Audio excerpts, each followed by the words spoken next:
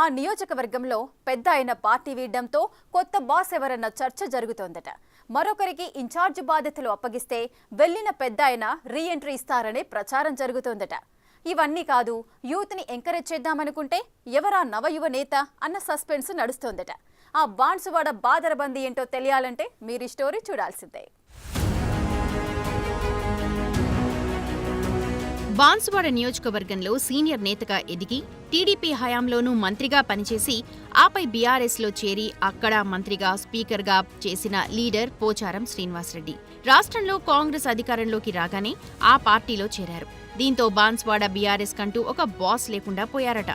ఈ సెగ్మెంట్లో బీఆర్ఎస్ కు గట్టిపట్టుగా నిలిచిన పోచారం వెళ్లిపోవడంతో ఈ ప్రాంత కారు పార్టీ బొత్తిగా బోసిపోయిందట. పోచారం వెళ్లిపోవడంతో బీఆర్ఎస్ అధినేత కేసీఆర్ సహా ఇతర నాయకులందరూ షాక్ అయ్యారట. పార్టీలో ఇంతటి స్థానం కల్పించినా ఆయన వెళ్లిపోవడంతో బీఆర్ఎస్ అధినేత ఫీల్ అయ్యారట. ఎలాగైనా సరే ఈ నియోజకవర్గాన్ని తిరిగి బలోపేతం చేయడంపై సీరియస్ గా ఫోకస్ చేశారట. దీంతో పార్టీని వీడిన వారిపై అనర్హత వేటు వేసేలా చర్యలు తీసుకోవాలని కోర్టులో పిటిషన్ వేశారు. ఈ వాదనలు కొనసాగుతున్న పరిస్థితుల్లో శ్రీనివాసరెడ్డి తన పదవికి రాజీనామా చేయాలని చూస్తున్నారట. తిరిగి తన కొడుకుని ఎమ్మెల్యేగా నిలబెట్టి గెలిపించుకోవాలని భావిస్తున్నారట. అయితే ఈ ఆలోచన తిరిగి ఆయన వెనక్కు తీసుకున్నారన్న ప్రచారం జరుగుతోంది.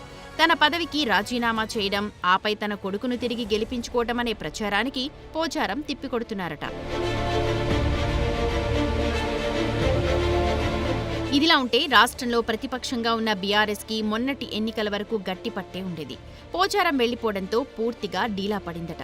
ఇక్కడి క్యాడర్ తమకంటూ ఒక లీడర్ లేకపోవడంతో తీవ్ర నిరాశకు లోనవుతున్నారట. ఇటీవల బాన్సువాడలో జరుగుతోన్న కార్యక్రమాలకు పార్టీ ఇచ్చిన పిలుపులో భాగంగా కవితక్కే పెద్ద దిక్కుగా ఉంటూ ధైర్యాన్ని నింపుతున్నారట. అయినా సరే బాన్సువాడ బీఆర్ఎస్ కంటూ ఒక బాస్ కావాలని క్యాడర్ అడుగుతూనే ఉన్నారట. దీంతో బాన్సువాడ బీఆర్ఎస్ ఇన్ఛార్జ్ కోసం సర్చింగ్ మొదలైందట. గతంలో పార్టీ కోసం విస్తృతంగా పనిచేసిన మాజీ ఎమ్మెల్యేకి ఈ బాధ్యతలు కట్టబెట్టేందుకు గులాబీ అధిష్టానం ఆలోచిస్తున్నట్టు తెలుస్తోంది. అదే జరిగితే ఇక్కడ బీఆర్ఎస్ బలపడే అవకాశం ఏర్పడుతుందని ఇక్కడి క్యాడర్ భావిస్తోందట.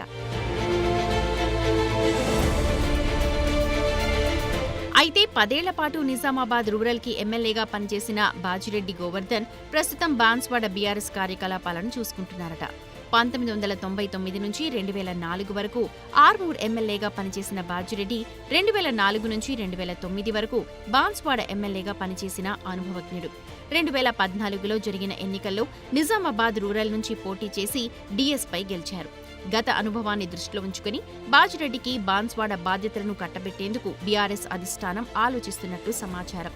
ఒకవేళ అదే జరిగితే బాజిరెడ్డి బాన్సువాడ నుంచి పోటీ చేయాల్సి ఉంటుంది. మరి నిజామాబాద్ రూరల్లో నాయకత్వం లేమి స్పష్టంగా కనిపిస్తుంది. ఈ సెగ్మెంట్ దెబ్బతినే అవకాశం ఉంది.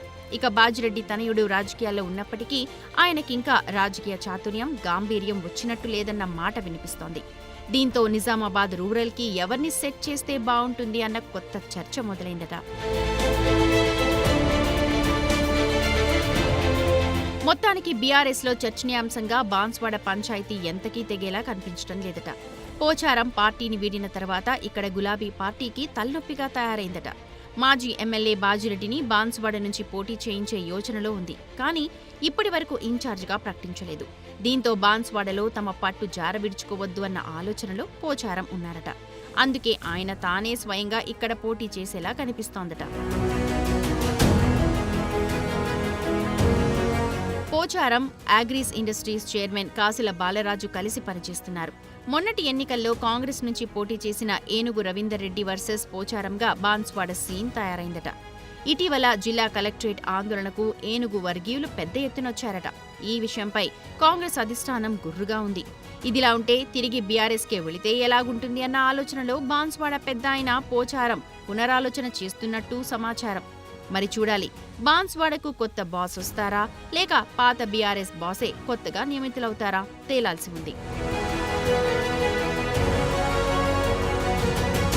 పోచారం తిరిగి బీఆర్ఎస్ కు తిరిగి వెళ్లిపోతే పాత తరాన్ని పక్కన పెట్టి యువతకు పెద్దపీట వేసేలా ఆలోచిస్తోందట కాంగ్రెస్ అధిష్టానం.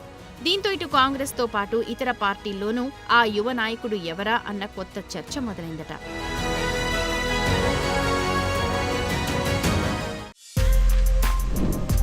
For more videos like this, Subscribe Big TV channel